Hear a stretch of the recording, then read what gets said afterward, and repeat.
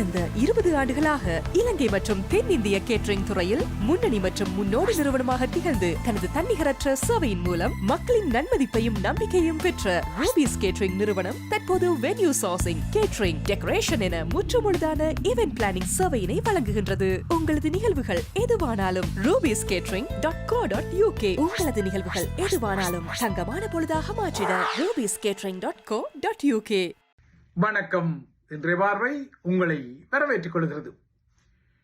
அமெரிக்க அரசு தலைவர் Donald Trump ஈரானுக்கு இன்றிரவு 8 மணியென கிழக்கு நேரப்படி விதித்த 8 PM அப்போலோகலிப்ஸ் அச்சங்கள் இறுதி மணித்துளிகளுக்கு நெருங்கிக் கொள்கின்றன. இந்த மணித்துளிகள் இவ்வாறு 8 PM என்ற காலக்கெடுவுக்கு நெருங்க முதலையும் மூர்க்கனும் கொண்டது விடேல் என்ற தமிழ் உதாரணத்தை ஈரான் அறியாமல் விட்டாலும் அதற்கும் உள்ளூர படபடப்பு வந்திருப்பதை இன்று அதன் அரசு தொலைக்காட்சி அடுத்தடுத்து வெளியிட்ட அறிவிப்புகள் பகிரங்கப்படுத்தியுள்ளன. ட்ரம்பின் இந்த 8 மணி எச்சரிக்கையை ஆரம்பத்தில் கணக்கில் எடுக்காதது போல ஈரான் காட்டிக்கொண்டாலும் இன்று அதிகாலை ஒரு அவசரமான அறிவிப்பை வெளியிட்ட ஈரானிய அரசு தொலைக்காட்சி ஈரானில் உள்ள அணு மின் நிலையங்களை சுற்றி மனித சங்கிலிகளை அமைக்குமாறு மக்களிடம் கோரிக்கை விடுத்தது. அத்துடன் அமெரிக்காவும் இஸ்ரேலும் தனது நாட்டில் ஒரு தரைவழி படையெடுப்பை நடத்தினால் சுமார் 9 கோடி மக்கள் வசிக்கும் தனது நாட்டில் அந்த படையெடுப்பை எதிர்த்து போரிட 1,40,00,000 மக்கள் தயார் எனவும் சொல்லிக் கொண்டது. கடந்த வாரம் ஈரானிய நாடாளுமன்ற சபாநாயகர் இதே தொகையை 70 லட்சம் பேர் என சொல்லிய நிலையில் அதற்கிடையில் இந்த தொகையை ஈரான் இரட்டிப்பாக்கியமை அதற்கு உள்ளூர இருக்கும் படபடப்பை ஏதோ ஒரு வகையில் வெளிப்படுத்தியுள்ளது. ஈரானை பொறுத்தவரை அதன் துணை இராணுவ படையாக பசிச் படை அணி இருப்பது நீங்கள் அறிந்த விடயம். இந்த படையணி, அதாவது இந்த பசிச் படையணி 12 வயதுக்கு மேற்பட்ட சிறார்களும் தங்களது படையில் இணைவதாக தற்போது குறிப்பிடுகின்றது. இது அமெரிக்காவை அச்சப்படுத்த ஈரான் வெளிப்படுத்தும் ஒரு உளவியல் பரப்புரை தந்திரமாகவும் இருக்கக்கூடும். 1979 ஆண்டில் ஈரானில் இஸ்லாமிய புரட்சி இடம்பெற்ற போது அன்றைய காலத்தில் அப்போது ஈரானின் ஆன்மீக தலைவராக இருந்த அயத்துல்லா ருஹல்லா கொய்மேனி 2 கோடி மக்களுடன் துணை இராணுவ படையொன்று கட்டமைக்கப்பட வேண்டும் என அறைகூவல் விடுத்த பின்னணியில் உங்கள் பிள்ளைகளை சோதனை சாவடிகளில் பாதுகாப்பு பணியில் ஈடுபட அனுப்புங்கள் என இன்று ஈரானிய இராணுவ முகம் ஒன்று அரசு தொலைக்காட்சியில் கோரிக்கை விடுத்துக் கொண்டது. அந்நியரே தந்தையரே, உங்கள் சிறார்களின் கைகளை பிடித்துக் கொண்டு வீதிகளுக்கு செல்லுங்கள். அந்நியரே தந்தையரே, உங்கள் பிள்ளைகளை காவலர்களுக்கு இரவு நேர பாதுகாப்பு பணியில் ஈடுபட அனுப்புங்கள் என இராணுவம் கோரிக்கொள்கிறது. ஒரு காலத்தில் தமிழர் தாயகத்தின் போராளிகள் சிறார்களை தமது படையணிகளில் இணைப்பதாக ஸ்ரீலங்கா அரசாங்கம் அனைத்துலக ரீதியில் பரப்புரை செய்தபோது அந்த பரப்புரைக்கு ஒத்துப்பாட்டு பாடிய அதே ஈரான் இப்போது 12 வயதுக்குட்பட்ட சிறார்களையும் ஆட்சேர்ப்பு செய்வது அனைத்துலக மன்னிப்பு சபை போன்ற அனைத்துலக மனித உரிமை அமைப்புகளால் சுட்டிக்காட்டப்படுகின்றது. இதற்கு அப்பால் கடந்த ஜனவரி மாதம் நாடு தழுவிய அரசு எதிர்ப்பு போராட்டங்கள் இடம்பெற்ற போது உங்கள் பிள்ளைகளை உங்களுடனேயே வீட்டில் வைத்திருங்கள், இல்லையெனில் அவர்கள் வீதிகளில் சுட்டுக் கொல்லப்படுவார்கள் என எச்சரித்த அதே இராணுவ முகங்களால் இப்போது உங்கள் பிள்ளைகளை கூட்டிக் கொண்டு சென்று இராணுவத்தின் காவல் பணிக்கு உதவ அனுமதியுங்கள் என கோரிக்கை விடுக்கின்றது. இவை யாவும் ட்ரம்பின் இன்றைய 8 மணி எச்சரிக்கையின் பின்னணியில் வந்த மாற்றங்கள் என்பதை மறுத்துக் கொள்ள முடியாது. ஈரானை பொறுத்தவரை மேற்குலக நாடுகளுடன் அதற்கு எவ்வப்போதெல்லாம் பதற்றங்கள் உருவாகிக் கொள்கின்றனோ அவ்வப்போதெல்லாம் தனது அணு மின் நிலையங்களை சுற்றி மனித சங்கிலிகளை கடந்த காலங்களில் அது உருவாக்கிய வரலாறுகள் உண்டு. ஈரானுக்கு மட்டுமல்ல, ஈராக்கிலும் இந்த உதாரணம் உண்டு. ஈராக்கில் அமெரிக்கா 1991 ஆண்டு ஒரு போரை தொடுத்த போது அப்போது அங்கு ஆட்சியில் இருந்த சதாம் ஹுசைனும் இதே போன்ற மனித சங்கிலிகளையும் மனித கீடங்களையும் அமெரிக்கா தாக்குதலை நடத்தக்கூடிய இடங்களில் உருவாக்கி கொண்டார். ஆனால் இறுதியில் அவை வெற்றியளித்ததாக வரலாறு சொல்லிக் கொள்ளவில்லை.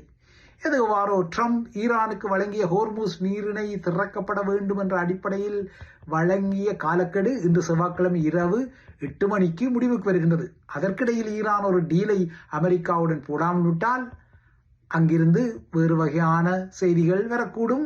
குறிப்பாக ஈரானின் மின் உற்பத்தி நிலையங்கள், பாலங்கள் உட்பட்ட முக்கிய உட்கட்டமைப்புகள் மீது குண்டுகள் வீசப்படக்கூடும் என்ற அச்சநிலை தற்போது எகிரி வருகிறது. இந்த நிலையில் ஈரானில் இருந்து பல ஆயிரம் கிலோமீட்டர் தொலைவில் உள்ள இலங்கை தீவிலும் இந்த மத்திய கிழக்கு எரிசக்தி நெருக்கடி தொடர்ந்தும் அதிர்வுகளை உருவாக்கி கொண்டாலும் இந்த எரிசக்தி நெருக்கடியை சமாளித்து நாட்டில் எரிபொருளை மீதப்படுத்த தாம் கடந்த ஓரிரு வாரங்களுக்கு முன்னர் அறிவித்த புதன்கிழமை விடுமுறை திட்டத்தை அரசாங்கம் மீளெடுத்திருக்கிறது. கடந்த மார்ச் மாதம் 18ஆம் தேதி புதன்கிழமை முதல் அரசாங்கம் இந்த திட்டத்தை நடைமுறைப்படுத்தியது. அந்த திட்டத்தின் அடிப்படையில் அரச துறைகளுக்கு புதன்கிழமைகளில் விடுமுறை வழங்கப்பட்டது. பாடசாலைகள் மூடப்பட்டன, பல்கலைக்கழகங்கள் மூடப்பட்டன. ஒரு சிறப்பு விடுமுறை திட்டமாக இது ஓரிரு புதன்களில் தான் நடைமுறையில் இருந்த நிலையில் ஒரு மாதத்தை கூட இந்த திட்டம் கடக்காத நிலையில் அது இப்போது முடிவுக்கு வந்துவிட்டது. நாளை புதன்கிழமை வழமை போல அரச நிறுவனங்கள், பாடசாலைகள் மற்றும் பல்கலைக்கழகங்கள் இயங்க வேண்டும் என ஸ்ரீலங்காவின் அத்தியாவசிய சேவைகள் ஆணையாளர் நாயகமும் ஒரு அறிவிப்பை விடுத்துவிட்டார். இந்த பின்னணியில் இவ்வாறெல்லாம் அறிவித்த புதன்கிழமை விடுமுறைகள் எல்லாம் மீளெடுக்கப்பட்ட பின்னணியில் அரசு தலைவர் அனுரகுமார திசாநாயக்கா இன்று நாடாளுமன்றத்துக்கு ஓடோடி சென்று ஒரு நிவாரண தொகுப்பை நாடாளுமன்றத்தில் அறிவித்துக் கொண்டார். தாம் நினைத்த அளவுக்கு இந்த புதன் சிறப்பு விடுமுறை திட்டம் பலனளிக்கவில்லை என்பதால் நாளை ஏப்ரல் 8ஆம் தேதி புதன்கிழமை முதல் நாட்டின் பொதுத்துறை உட்பட்ட சகல கல்வித்துறைகளும் வழமைக்கு திரும்ப வேண்டும் என அரசாங்கம் அறிவித்திருப்பதாக தெரிகிறது.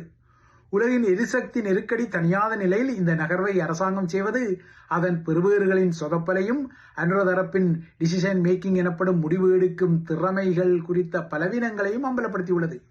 இந்த பின்னணியில் மத்திய கிழக்கின் இந்த போர் விலைவாசி உயர்வும் ஏற்பார்த்த அதிக பணவீக்கத்துக்கு வழிவகுக்கும் என அனைத்துலக நாணய நிதியத்தின் தலைவர் எச்சரித்திருக்கிறார். அடுத்த வாரம் குறிப்பாக இலங்கையர்கள் புத்தாண்டு தினத்தை தமிழர்களாகவும் சிங்களவர்களாகவும் கொண்டாடும் நிலையில் உலகின் பொருளாதாரம் குறித்த ஒரு முக்கியமான அறிவிப்பை வெளியிட திட்டமிட்டுள்ள IMF இருந்துதான் அதன் நிர்வாக இயக்குனர் கிறிஸ்டினிலா ஜோர்ஜிவா இந்த எச்சரிக்கையை விடுக்கின்றார். இலங்கை போன்ற சொந்த எரிசக்தி இருப்புக்கு இல்லாத பல நாடுகள் இந்த போரால் கடுமையாக பாதிக்கப்படும் எனவும் இது குறித்து பல நாடுகளில் சமூக அமைதியின்மைக்கான வாய்ப்புகள் அதிகரிக்கும் என்றும் நாணய நிதியம் எச்சரிக்கின்றது. அதாவது இலங்கையில் பொருளாதார நெருக்கடி காரணமாக 2022ஆம் ஆண்டில் இடம்பெற்ற அறகலைய கிளர்ச்சி போன்ற கிளர்ச்சிகள் மீண்டும் தோன்றுவதற்கு வாய்ப்புகள் உள்ளன என்பதைத்தான் இலங்கை என சுட்டிப்பாக பெயரை குறிப்பிட விட்டாலும் நாணய நிதியம் குறிப்பிடுகின்றது.